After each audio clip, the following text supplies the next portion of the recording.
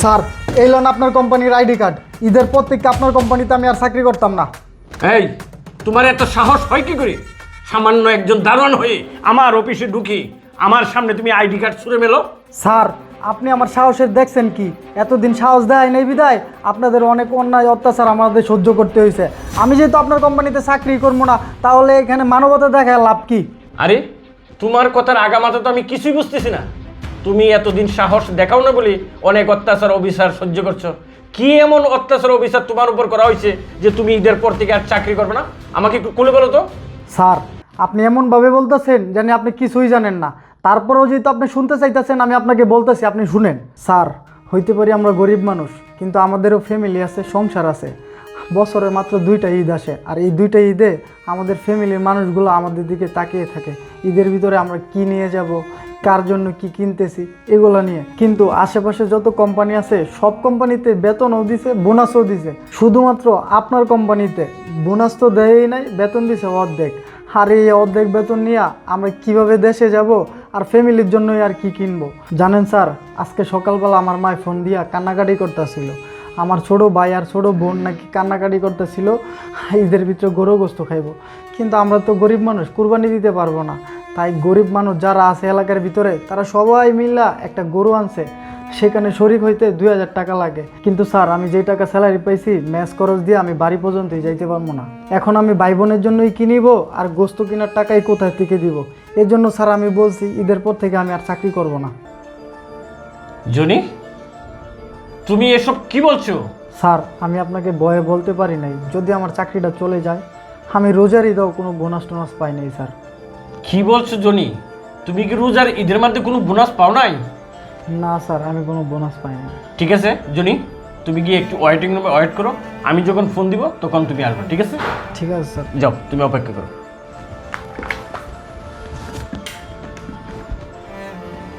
Hello, জি ওয়ালাইকুম আসসালাম। ছুটি ম্যাডাম, আমার চেম্বারে আসেন, তাড়াতাড়ি আসেন।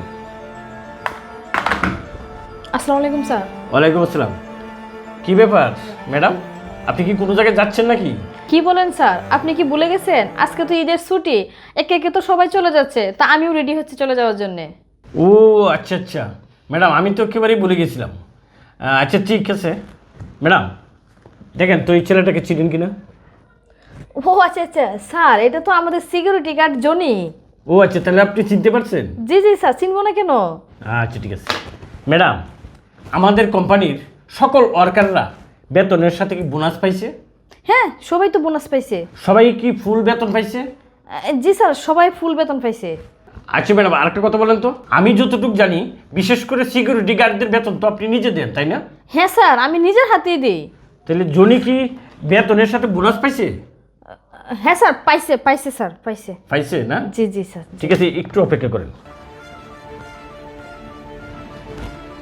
হ্যাঁ জনি, হ্যাঁ তুমি আসো, রুমে এসো। ঠিক আছে, একটু অপেক্ষা করেন।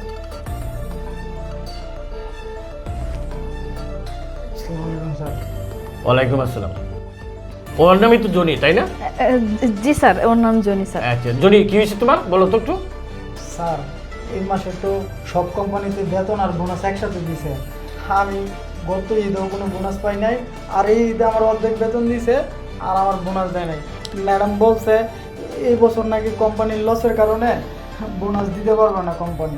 এই সিকিউরিটির বাচ্চা, এটা তুই কি বলতেছস যে আমি তোকে বেতন দেই নাই, বোনাস দেই নাই, আর তুই বসের সামনে তো যা তা বলতেছস?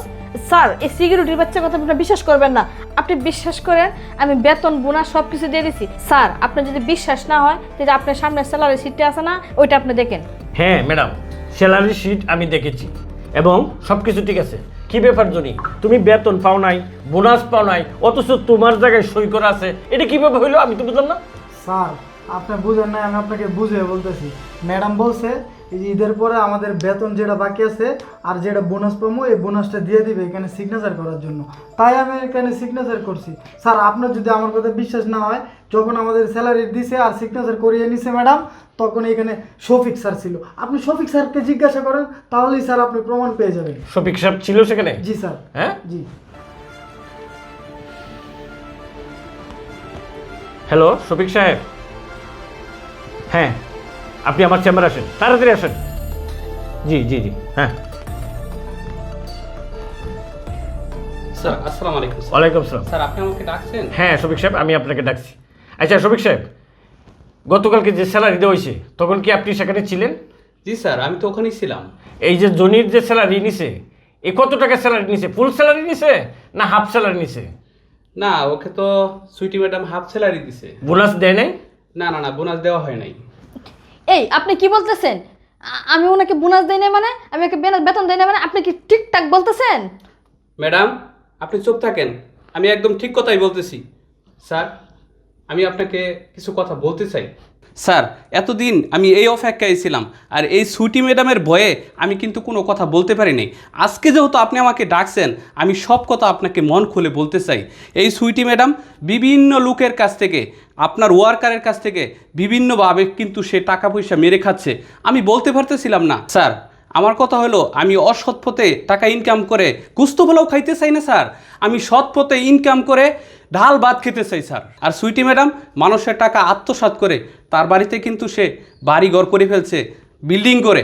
আর এখানে সে আপনার সামনে সে কিন্তু একদম দুধের দোয়া তুলসী পাতা সাজতেছে। স্যার আপনার বিচার আপনিই করেন, ওনার কি বিচার হওয়া দরকার এটা আপনি করেন। মানুষের টাকা, এরকম সিকিউরিটি গার্ডের মতো টাকা যেন সে আর কোনো দিন মেরে না খেতে পারে।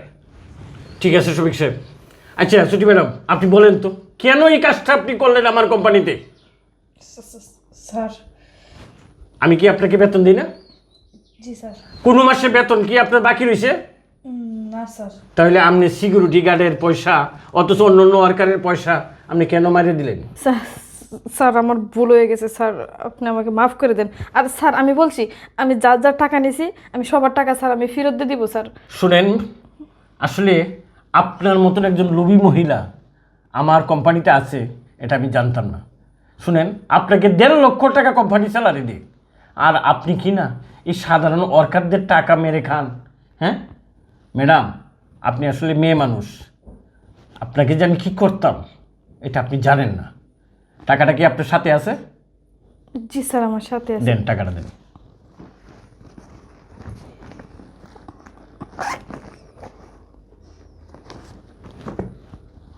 শুনেন, আমি শুধু আপনি মেয়ে মানুষ হিসেবে আপনাকে আমি ক্ষমা করে দিলাম, তবে একটা কথা, আপনি ঈদের ছুটি কাটায়া আমার কোম্পানিতে আর আসবেন না। স্যার স্যার এটা কইরেন না স্যার। আমার সিদ্ধান্ত অটল, আমি যা বলছি তাই হবে। আপনি দয়া করে এখন আসতে পারেন, আর ঈদের পরে আমার কোম্পানিতে আর জয়েন করবেন না, অন্য কোম্পানিতে কাজ করবেন। যান, যান বলছি। শোনো জনি, তুমি কিছু মনে করিও না, বুঝছো? এই বছর তোমার আব্বা আম্মার যে কোরবানিটা, এটা আমি শেয়ার থাকতে চাই। তুমি আমাকে একটু শেয়ার রাখো। জি স্যার। এখানে 1 লক্ষ টাকা আছে, তুমি তোমার আব্বার কাছে নিয়ে দিবা, বলবা স্যার এই বছর আমাদের কোরবানির সাথে শেয়ার আছে। কি বললেন স্যার? আপনি এতগুলো টাকা দিয়েছেন, এগুলো আব্বার কাছে দিলে আব্বা অনেক খুশি হইব স্যার। ঠিক আছে, আজকে আজকে তুমি বাড়িতে চলে যাবা, ঠিক আছে? ঠিক আছে স্যার। ওকে। আসসালামু আলাইকুম। ওয়ালাইকুম আসসালাম, যাও। শফিক সাহেব আপনিও যান। স্যার আপনাকে যে কি বলে ধন্যবাদ দিব, আপনার মতো মানুষ এই দুনিয়াতে আর একটাও আমি দেখি নাই। স্যার স্যার আপনাকে অসংখ্য ধন্যবাদ। আসি স্যার, সালাম আলাইকুম। ওয়ালাইকুম আসসালাম।